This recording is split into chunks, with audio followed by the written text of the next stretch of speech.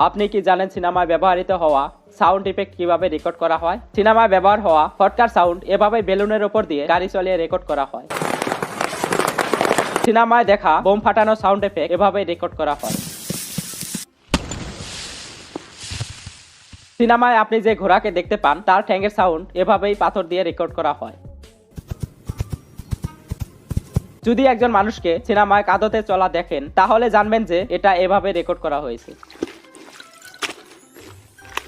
আর সিনেমায় দেখানো এয়ারক্রাফটের sound effect একটি টায়ার আর কার্ডবোর্ড দিয়ে রেকর্ড করা হয়।